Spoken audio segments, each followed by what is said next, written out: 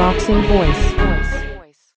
So I guess my first question is, as a boxing historian, who would you compare the opponent Pacquiao's fighting, Chris Algieri, to? Oscar De La Hoya. And what similarities do you think De La Hoya was a tougher test than Algieri will be? Well, he's a much better fighter at this point. Algieri's still young. He has a long way to go. But the thing is, they both have good left hands. Oscar was left-handed. He had a great jab and a great hook. This guy's got a good jab. His hook's okay, but he has some similarities. They're about the same height. What's the difference? I know it was kind of brought up in the press conference, but what is the difference between training at your home gym Wildcard and then going over into a different time zone back?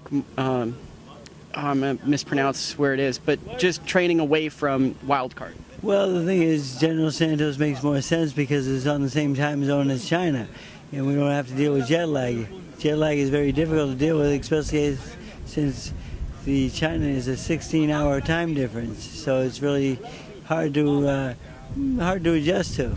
So the thing is, that's one thing Algieri is going to have to cope with, and that's something that we won't have to cope with because we're on the same time zone as the Philippines and China are on the same time zone.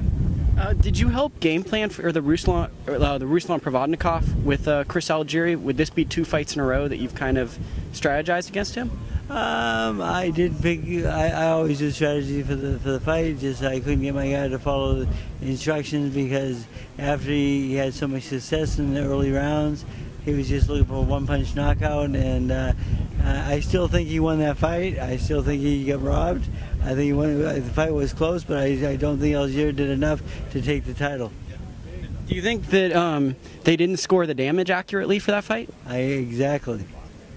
Was it kind of like, I remember watching an interview with you for Bernard Hopkins versus Joe Calzaghe. Was it kind of that same situation? Similar, the thing is, but the thing is, anywhere, maybe anywhere else in the world, that fight would have been stopped. But in his hometown, they let it go. They're lucky he didn't have a severe injury to his eye. And very last question, how tired are you of just people bringing up Mayweather in front of you?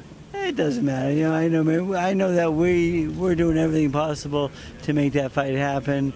If it does happen, I look forward to it because I love challenges. He's a little bit of a challenge, but I think his legs are gone, and I think the big surprise for him after the Madonna fight is that he retires.